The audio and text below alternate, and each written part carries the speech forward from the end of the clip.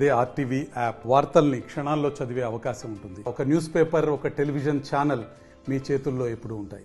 అయితే తయారైంది మాత్రం ఇక్కడ ముగ్గురు ఎమ్మెల్యేలని ఇంటికి వెళ్ళిన తర్వాత ముడుపులు ఎవరికి ఇవ్వాలో తెలియదు, ఎవరికి సమర్పించుకుంటే పని అవుతుందో తెలియదు, ఏ రౌండ్కి వెళ్ళాలో తెలియదు, కిందకెళ్తే పైకి వెళ్ళాలో, పైకి వెళ్తే పక్కకి వెళ్ళాలో, పక్కకి వెళ్తే బయటకు వెళ్ళాలో, ఎవరు ఎటు తిప్పుతున్నారో ఇక్కడ ఎవరికి కూడా తెలియదు.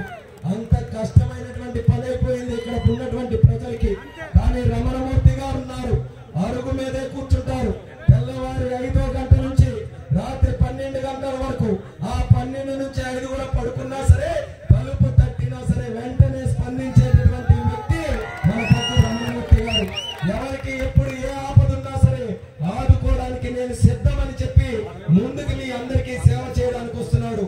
గతంలో కూడా ఆయనకు ఒక అవకాశం ఇస్తే నిలబెట్టుకున్నాడు. 5 సంవత్సరాలు ఎటువంటి అభియోగం ఆయన మీద లేదు, ఎటువంటి అవినీతి మచ్చ కూడా లేదు. ఆ రోజు అందరికీ న్యాయం చేయడానికి తన వంతుగా అన్ని రకాలుగా కూడా కృషి చేశాడు. కానీ ఎక్కడో ఒక అవకాశం అని చెప్పి మళ్ళీ వీళ్ళందరూ కూడా ఒక జన సునామీలో గెలిస్తే పూర్తిగా రాష్ట్రాన్ని, మన నియోజకవర్గాన్ని కూడా సర్వనాశనం చేసి, ఎక్కడ భూ కబ్జాలు చేస్తే డబ్బులు వస్తాయి, ఎక్కడ అవినీతి చేస్తే డబ్బులు వస్తాయి, ఎక్కడ ఉద్యోగాలు అమ్ముకుంటే డబ్బులు వస్తాయి, ఎవరి మధ్యలో కబూలు పెడితే డబ్బులు వస్తాయన్న ఆలోచననే ఈ రోజు ఉన్నటువంటి నాయకులకు ఉంది తప్ప మీ అందరికీ కూడా మంచి చేయాలన్న ఆలోచన మాత్రం ఈ 5 సంవత్సరాల్లో ఎక్కడ కూడా కనబడలేదు.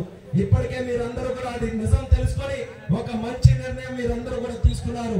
నాయకులుగా మేము ఇచ్చే మీ అందరికీ కూడా హామీ, మీరందరూ కూడా రేపు సైకిల్ గుర్తు మీద ఓటేసిన తర్వాత కాలర్ ఎగరేసుకొని మీరందరూ కూడా తిరగకపోతే నాకు అర్థం తెలియజేస్తున్నారు.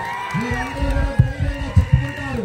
ముఖ్యంగా నరసన్నపేట నియోజకవర్గ ప్రజలు మీరందరూ కూడా మా ఎంపీ ఎవరో తెలుసా? రామ్మోహన్ నాయుడు. ఢిల్లీ వెళ్ళి చూడండి, రామ్మోహన్ నాయుడు గర్వంగా చెప్పుకునే విధంగా నేను మీ అందరి కోసం పనిచేస్తాను.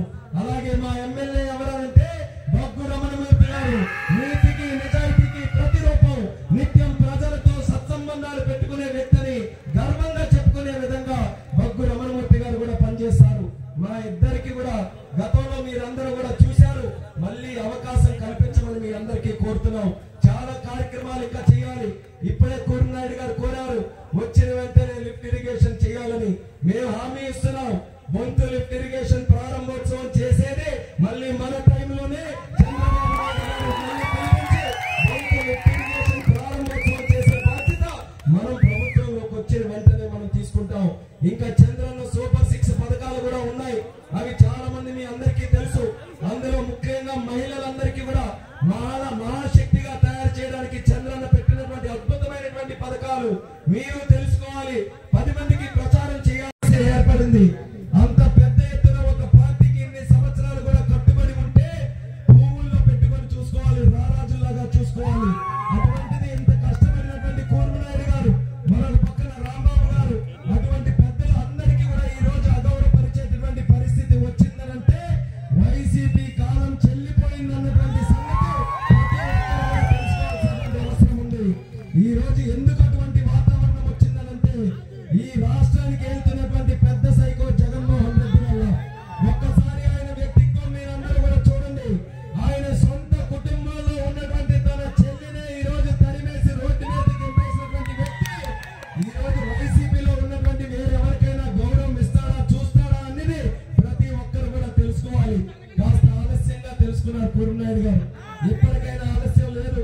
ఎన్నికల ముందు ఒక మంచి నిర్ణయం తీసుకున్నారు. సారవకోట మండల భవిష్యత్తు కోసం తీసుకున్నారు. నరసన్నపేట తీసుకున్నారు. ఆయన తీసుకున్నటువంటి నిర్ణయం, ఆయన అనుకున్నటువంటి ఆశయం సంపూర్ణంగా పూర్తి చేయడానికి నేను రమణమూర్తి గారు నా తాలూకా సహాయ సహకారాలు అన్ని కూడా మేము అందిస్తామని కూడా కోరినాయుడు గారికి సందర్భంగా తెలియజేస్తున్నాం. ఆయన గౌరవానికి ఎక్కడ కూడా భంగం కలగకుండా ఒక పెద్ద నాయకుడు మనం ఎంత వచ్చినందుకు ఆయనకి సంపూర్ణంగా గౌరవం ఇచ్చి ముందుకు నడిపించారు.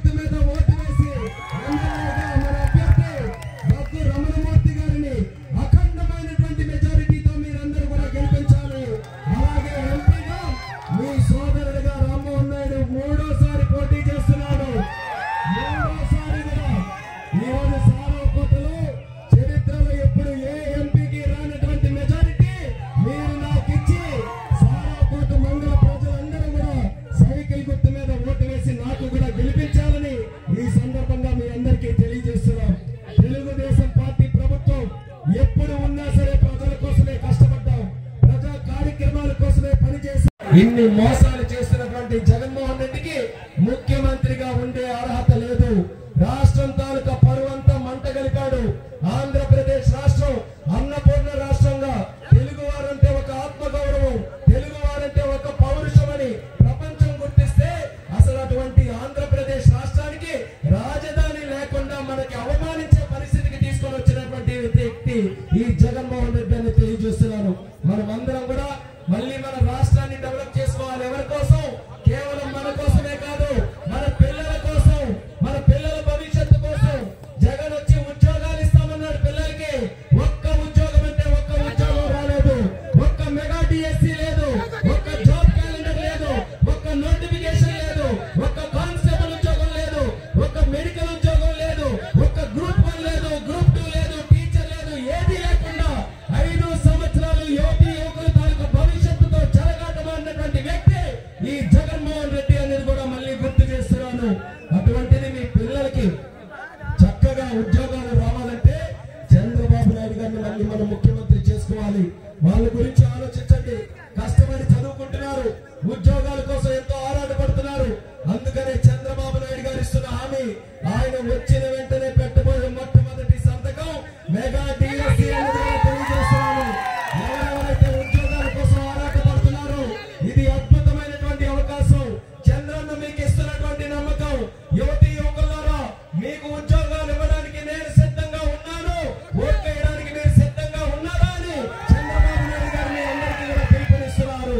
ఆ పిలుపుని స్వీకరించండి, కదలిరండి, తెలుగుదేశం పార్టీని గెలిపించండి, సైకిల్ గుర్తుకు ఓటు వేయండి, ఆంధ్రప్రదేశ్ రాష్ట్రాన్ని దేశంలోనే నంబర్ 1 స్థానంలో నిలిపించండి సార్వత్రిక ప్రజానికానికి అందరికీ తెలియజేస్తున్నాం. మరిన్ని వీడియోస్ కోసం ఛానల్ ని సబ్స్క్రైబ్ చేయండి. లేటెస్ట్ అప్డేట్స్ కోసం వాట్సాప్ ఛానల్ ని ఫాలో చేయండి. అండ్ లింక్ డిస్క్రిప్షన్ లో ఉంది.